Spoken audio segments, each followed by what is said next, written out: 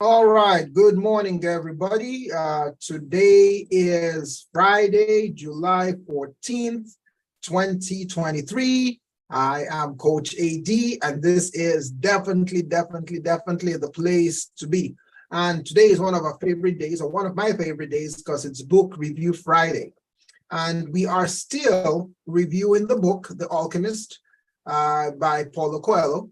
We're nearly done. This is Section 5, Part 2, Section 5. So if you've not read the book yet, I suggest to read it. If you haven't read the book yet, I strongly suggest to read it. It's one of the best works of self-development literature there is out there, as far as I'm concerned, and as far as many other people are concerned. Anyway, let's continue from where we left off. Remember, Santiago is now in Tangiers. He is working with a crystal merchant. So Santiago has been there for about a month, and he is frustrated. He is like, this can't be life.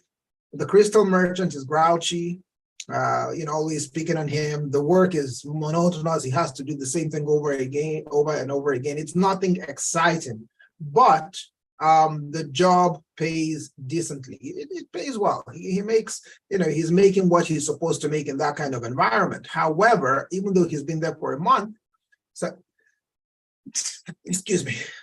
Santiago realizes he still needs to work for a whole year in order to afford what? To afford a new flock of sheep. Remember, he's a shepherd. So what does Santiago do? Santiago is now in the creative mode. Obviously, he's like, how can I make more money? How can I make this better? How can I make this easier? How can I work smarter, not harder? So Santiago tells his the shop owner, the store owner, that, listen, I'll build a display case to place outside the shop. This way, more people are going to come in, and based on looking at what you have outside, so we'll have more customers. But what does the crystal merchant say? No. We don't need to do all that. If we put a display case outside, somebody's going to bump into it. The crystal is going to break. Bad things will happen. Plus, why do we need to bother? Business has been good. Why, Santiago, do you want more? Why can't you be content with what you have? So now, Santiago now says, you know what? I need to follow my personal legend and go to the pyramids. The crystal merchant is like, why is this guy so determined? Does he have a fire burning under him? What's going on? And then he tells Santiago that, listen, the display case could be a mistake, just as easily as it could make more money. It could be a thing that is good for us. It could be a thing that is bad for us. This merchant then says, listen, let me tell you the truth. I live by the Quran. I have very few demands in life, but the one thing I want to do is to perform Hajj. I want to travel to Mecca. That has been my dream my entire life. And then Santiago says, you're in Tangiers. Mecca is far, but it's not that far. Why haven't you made the trip? And the merchant says, well, challenge is, if I made the trip, then my life is over, because I would have no other goals or dreams or aspirations. So I would rather keep on dreaming. I would rather keep on dreaming than actually turn my dream into reality and have no other dreams. But finally, in recognition of Santiago's dream, he agrees to build the display case. Of course, Santiago was right, because again, remember, guys, when you're in the creative stage, things happen. Santiago was thinking, how do I make more money? How? It's the law of attraction at work. Anyway, the display case increases customer traffic. And Santiago realizes that, wow, instead of one whole year, within 6 months, I'll have enough money to return to Tarifa. And not only will I be able to get the flock I had back, I'll be able to double the size of my flock. Now, after hearing a man, Santiago was out and about, and he heard a man complain about the lack of places to drink on the hill. And what does, and not drink alcohol, drink regular, non-alcoholic beverages. Before you people think I mean drink, like go drink whiskey or whatever. No. So Santiago tells the shop owner, hey, listen, why don't we sell tea in crystal glasses? The crystal merchant's like, oh my God, Santiago and his ideas, why?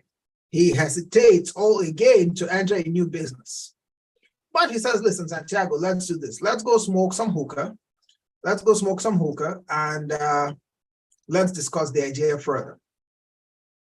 He tells Santiago that he has become aware of the danger of doing what? He tells Santiago he's become aware of the danger of ignoring blessings that come his way from ideas people have and what have you. And he says, you know what, Santiago, fine, I will sell tea.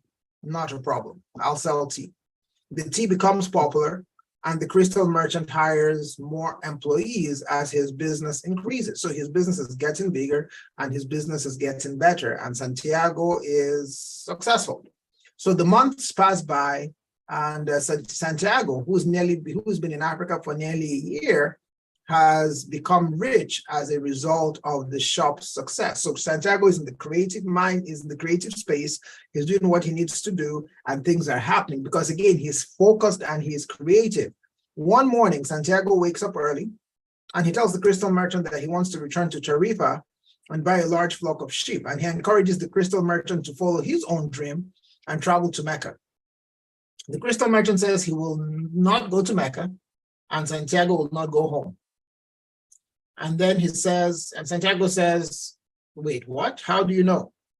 And the crystal merchant says, Maktub. For those who don't know, Maktub in Arabic means it is written, which means it's been preordained, it's destiny, and so on and so forth. So as Santiago packs the two stones, remember he had two stones from the king, Urim and Thummim, the stones again fall to the ground, reminding Santiago of Melchizedek. That's the king who gave him the stones. He considers how much he has achieved by traveling to Tangier and reconsiders returning home and becoming a shepherd again. The trip through the desert to the pyramids will offer him a chance to get to know a new place, and he could always return to his sheep. The sheep, I mean, being a shepherd is not something that will go out of style anytime soon back then. So Santiago decides to continue pursuing his personal legend and visits a supplier for desert caravans. So remember, he started on his journey to his personal on the quest for his personal legend over a year ago, came to Africa, got robbed, lost everything, had to spend 1 year grinding in a merchant's shop just so he could make money to not even continue with his legend, to go back to wherever he came from. But now he decides, you know what, let me continue with my legend. So now, when you look at the analysis of this particular section, what you'll discover is that Santiago and the crystal merchant represent the different paths a person may choose in life. And what are those paths? Fear and complacency act as the dividing factor between the courses they select. Whereas, for example, Santiago is eager to pursue his personal legend, get to Egypt and look for his hidden treasure, the crystal merchant fears pursuing his own dream to make a pilgrimage to Mecca because he worries he will have nothing to live for afterwards. The merchant feels comfortable with what he has and does not want more. And what does he do? He tries to somehow, slowly, indirectly, steal Santiago's dream because he has stopped living his own dream. And that's the case with most people we encounter in life. Most people we encounter are not living their dream lives. In fact, if you go talk to the 10 closest people to you, chances are none of them they are living their dream lives. None. So when you talk to those people, what will they say to you? Why do you need to live yours? Go do something regular. There is a job waiting for you paying $16 an hour. Go work that job. Why do you want to own a financial services business? Why do you want to have a chance to make so much money when you can have a guaranteed income that gives you nothing much? So, but that's what it is. But anyway, like I said, the merchant represents most people. Santiago, however, has already faced several setbacks in his own quest. He's had challenges, he's had issues and what have you, but they have all been due to outside forces, such as the thief who robbed him. In other words, life happened. Life happens to everybody. When it rains on everybody. There is no one on earth who can go out in the rain and the rain will fall on everyone except him or her. So anyway, the crystal merchant faces none of these difficulties. The crystal merchant's life is going as it should, slowly, steadily, easily. He's not making much money, or he wasn't, but he's comfortable. So even though he has no real challenges, he made a personal decision to avoid his dream because of his own fear and what? Staying in the comfort zone. Now, even though Santiago is going to face many more material setbacks in pursuit of his personal legend, these factors remain the most difficult obstacles for him to overcome. Santiago literally shows the crystal merchant that by ignoring his personal legend, his greater dreams, he also reduces his perspective to the point that his day-to-day business suffers. And again, guys, this is what happens to most people. Most people ignore their greater dreams. Most people ignore their personal legend. Most people ignore what it is they wanted to be to focus on the mundane. And when they focus on the mundane, even when opportunities come their way, they don't accept them for what they don't, never even say they don't accept them. They don't even realize they're looking at them. Why? Because they are so caught up in the regular. So even if opportunities come their way, they don't realize them. And then they wonder that why is my life so mediocre? Why is my life not going the way I want it to go? But that's because, again, people are not focused on the things they need to focus on. They are focused on just survival. They're focused on just being average and ordinary. Anyway, so the crystal merchant displays the same sense of weariness towards going to Mecca for the Hajj, which is the pilgrimage, as he displayed when Santiago proposed building a crystal stand or selling tea. He was reluctant. So when the crystal merchant finally agrees to risk changing his business, which will actually potentially affect his lifestyle in a better way, what happens? His business actually thrives.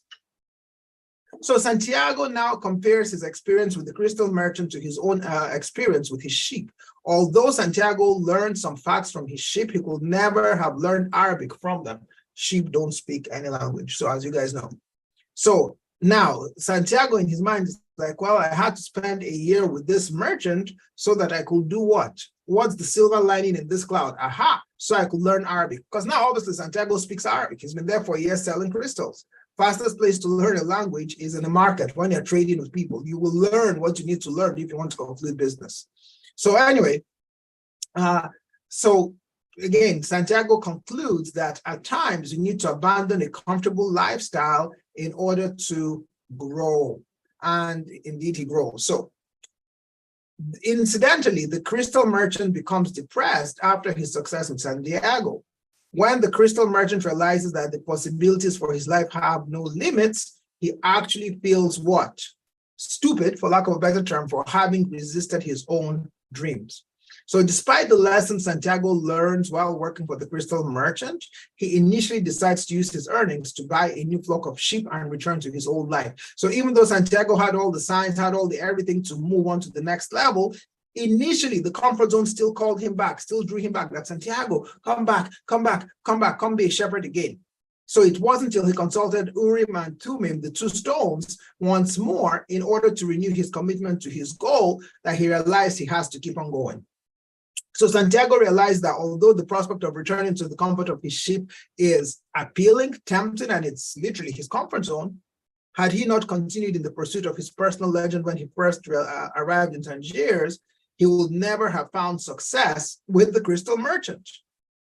And of course, Urim and Thummim and the memory of Melchizedek, that's the king, remind him that a much greater goal exists than just a comfortable life.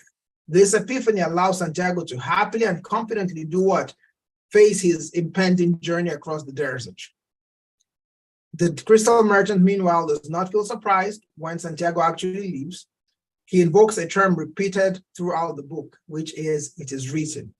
Allah knows best, Allahu Alam, or in this case, they use the word maktub, suggesting that Santiago has a destiny to fulfill. The emphasis on the importance of faith becomes only more prominent as Santiago continues searching for his treasure. So as Santiago, and this gets us to chapter 6, as Santiago is ready for his trip, an Englishman sits in a stable preparing for a caravan trip through the Sahara desert. This Englishman studies alchemy and hopes to learn from an alchemist residing in the desert's oasis. The oasis is called Al-Fayoum. The legendary alchemist discovers the philosopher's stone and the elixir of life. So anyway, Santiago also joins the group traveling with the desert caravan, and he tells the Englishman his story of working for the crystal merchant. The Englishman seems aloof at first, looking at the two rocks that Urim and Thummim that Santiago shows him, Urim and Thummim, and he's like, nah, those are just cheap rock crystals. What are you talking about?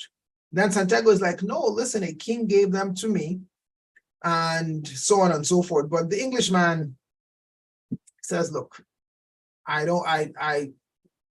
look, whatever. But I do know that the story of Urim and Thummim are in the Bible. So maybe there's some validity to that. But anyway, the Englishman tells him that, look, I'm looking for an alchemist, and that's my own ambition. That's my personal journey. And Santiago tells him that he is heading to Egypt to look for treasure. As the caravan sets off, the caravan leader orders everyone to swear to their God, whatever God they worship, that they will follow his orders. In other words, that they will be coachable. On their trip, the Englishman reads constantly, so Santiago speaks to him very little during the journey. Santiago, on the other hand, does what? He's daydreaming, tries to read his book, and he becomes friends with the camel driver. Santiago relates his adventures as a shepherd to the camel driver, and one day the camel driver tells Santiago his own story. He tells him that he maintained a successful orchid and had traveled to Mecca and felt he could die happily. However, after his return, an earthquake caused a flood that ruined his entire land. So everything this man had, the camel driver had, was destroyed. So now he had to become a camel driver to survive. And that these events taught him not to fear losing material possessions. That even if you have everything and you lose it, you should never be afraid. So the caravan runs into a group of hooded Bedouin who warn of nearby thieves, whom they described as barbarians. And they also said there are also tribal wars happening in the area. So the caravan travels quickly through the dangerous area, and no one speaks at night. Why? Because they don't want voices travel through the desert at night when it's quiet. And the travelers also don't light their fires so as not to draw attention. So what they do is they huddle around the circle of camels to stay warm. One night, the Englishman, who is unable to sleep, walks with Santiago around the encampment. Santiago goes into details about the story of his life and so on and so forth. And then the Englishman compares Santiago's success to the governing principle of alchemy, called the soul of the world. The term refers to the positive force of the world that works for the betterment of all things, both living and inanimate. Santiago decides to learn more about the soul of the world by reading the Englishman's alchemy books. He learns that the most important text in alchemy is inscribed on an emerald, called the Emerald Tablet, and runs only a few lines. He also reads about the masterwork, which entails purifying materials, or metals rather, to the point that all that's left of them is the soul of the world. The masterwork has two parts, a liquid part called the elixir of life that cures all ills, and a solid part called the philosopher's stone that can transform any metal into gold. The Englishman talks to Santiago about alchemy, but the Englishman is disappointed that this Santiago seems very superficial. He doesn't really seem to get it. But that is what it is. So a war begins in the desert, but even though there is a war, the caravan reaches the oasis safely. Egypt remains a long distance away, but Santiago is happy that they've gone through the danger zone. So now we finally have an indication of why the book is called The Alchemist. When we meet the Englishman who travels with Santiago in the desert, that guy is literally the alchemist. So the book is literally not even named after Santiago, who is searching for treasure, but named after the alchemist who travels through the desert. So the Englishman serves as both a friend and a foil to Santiago during their time together. Englishman represents a worldview we haven't seen before in the novel, a highly educated Westerner who relies on learning rather than instinct or superstition to guide him. So Santiago initially becomes friends, they become close with the Englishman, but a major tension exists between the two. Why? Because Santiago likes to soak in the experiences of the desert and speak to his companions in the caravan. So Santiago is sociable. The Englishman, on the other hand, wants to be bothered by no one and is just focused on his books. So even though Santiago and the Englishman try to learn from each other's preoccupations, Santiago by reading about alchemy and the Englishman by observing the desert, each ultimately decides that his own approach to life is best. They both decide that, look, whatever the other one is doing, I'm very happy for him, but it's not me. I'm not interested in that kind of lifestyle, which is perfectly fine. So the Englishman also plays a vital role in the novel in that he introduces Santiago to the practice of alchemy. Remember, Santiago is a reader, a farmer, a tea maker, and a crystal seller, but he's not an alchemist. So the terms and concepts that Santiago learns in the Englishman's alchemy books represent some of the most important metaphors in the book. Just as Santiago must purify himself from material concerns and external pressures in order to focus on his personal legends, alchemists seek to rid metals of impurities in order to reveal the soul of the world. Also, just as some alchemists study for years to learn something that can be written in just a few lines on the emerald tablet, Santiago's quest for his personal legend appears complex and difficult, but is quite simple in reality. So the analogy between finding the soul of the world in a metal and finding the soul of the world through a personal mission to live out Santiago's personal legend becomes more apparent and important as the story continues. The fact that the novel compares the refinement of metals and humans also has huge significance. In The Alchemist, one mystical force connects everything, linking people even to inanimate objects and elements like metal. Moreover, Santiago's personal legend centers on finding not just a metaphorical treasure, but an actual treasure. Although he gives up his wealth, which is, of course, remember, he had sheep for his quest. When he sets out, he does so in hopes of finding even more wealth. He didn't give up his sheep because he wants to go wander the earth and join the clouds. He gave up his sheep because he thought there is a treasure waiting for him in Egypt.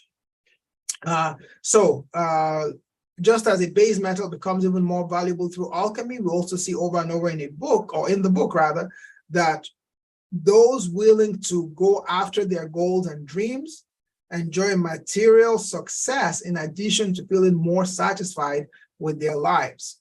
So this materialistic conceit, in which material wealth and spiritual purity go hand in hand, sets the belief system of the alchemist apart from many traditional spiritual belief systems.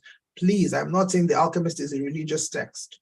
I'm just saying that there is a lot of metaphorical stuff in it that anybody can relate to, because if you understand your role in this world, you'll understand that not only do you exist in a physical realm, but you're also impacted by a spiritual realm. If you're a Christian, you've heard the term powers and principalities you cannot see. Those things exist. That's life, that's nature. So again, the good thing is, this is not in the book, this is just me saying it. If you understand those powers and you harness the good powers, not the bad powers, there's no reason why your life will not be better. Anyway, Santiago finds another kindred spirit in the camel driver. Much like the crystal merchant, the camel driver devotes himself to Islam and has a strong belief in the world's interconnectedness. Unlike the crystal merchant, however, the camel driver has overcome his complacency. He is not like scared or timid. At one point, the crystal merchant lived a life, the camel driver lived a life very similar to the crystal merchant. He worked as a gardener, even made his trip to Mecca, became a Hajj, and so on and so forth. Things that the crystal merchant only dreams of. So the camel driver feels content and prepared to die happy. He's like, I've achieved all my goals. I have nothing else to worry about. I've been to Mecca. Now I can die happy. My life is wonderful. Everything is going great. And then what happens? Boom. There's an earthquake. What earthquake? Yes, everything destroyed. That's terrible. And then to back that up, what happens? Boom, a flood. So now this man suffers two great calamities. Calamities that would have killed anyone. But what did the camel driver do? The camel driver realizes that while difficult, the lesson taught him the importance of overcoming his fear of the unknown and moving forward. The camel driver, very much like the crystal merchant, also involves the word maktub to stress the inevitability of fate. And his overriding belief in the what? In the interconnectedness of the world frees him from the Karaman's fear of the tribal wars. Why? Because he believes that anything that happens is meant to happen, including his own death. So again, guys, in these two chapters, we now see how Santiago goes from being a crystal merchant's apprentice to being literally the key person in the crystal merchant's business. But even though he became the key person in the crystal merchant's business, Santiago still had his personal journey. Santiago still had his personal goals. Santiago still had his personal dreams. And even though Santiago was a bit confused as to what direction he's going in, is he going to go back to become a shepherd with capital to buy even more sheep than he started with? Or is he going to continue with his personal journey, which is to go become a treasure hunter in Egypt? That was the conflict. Santiago obviously chose the latter. And again, that ties into everybody listening to this Zoom, whether you're here in person or you're listening to this on YouTube. Ultimately, we all have choices in life. And those choices are A, go into what is unfamiliar territory with potentially greater rewards, or B, stay where we are in the comfort zone with incremental growth, knowing that there will be no rewards, knowing that we'll just have complacency. And if you look at that, even with something as simple as your daily week, we all have 7 days in a week. This is how the average person's week goes. If you doubt me, go ask 10 people, go ask 100 people, go ask 1,000 people. This is the average person's week. Let's start with Sunday. The average person wakes up on Sunday. Maybe if they're Christians, they go to church. If they're not Christians, they take the day easy, but whatever. And then by Sunday afternoon, Sunday evening, they're like, crap, I have work tomorrow. Where did the weekend go? They go to work on Monday. They wake up, they're already dreading the office, they're dreading what they do. They hate all that stuff because they're like, this can't be life. But they go to work and they work. They finish Monday, they come home, they do the regular things that people do, eat, drink, sleep, whatever.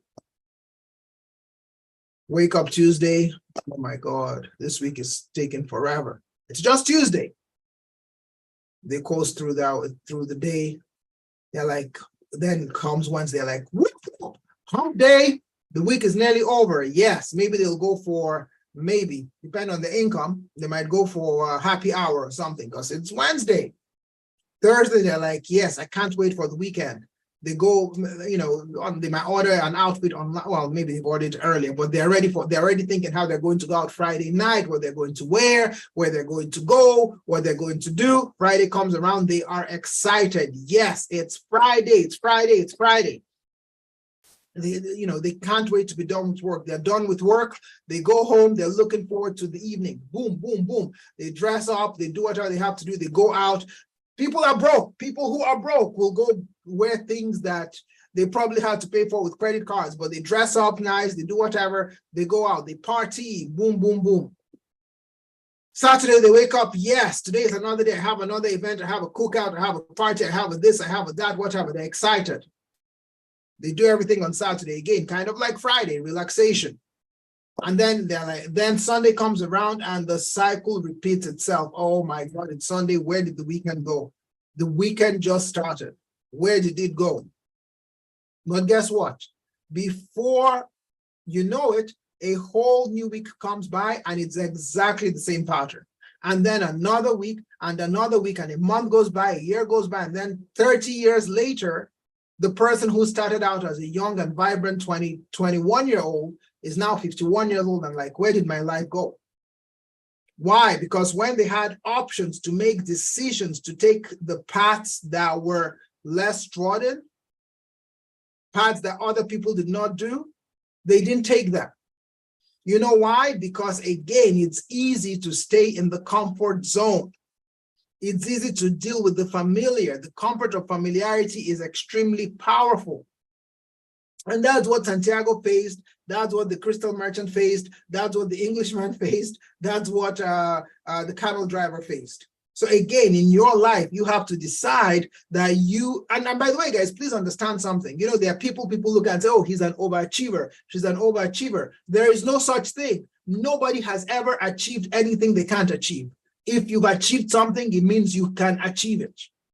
Period. You're not an overachiever. You are just an achiever. So you have to understand that and apply that to your own life. Anyway, that's it for me today.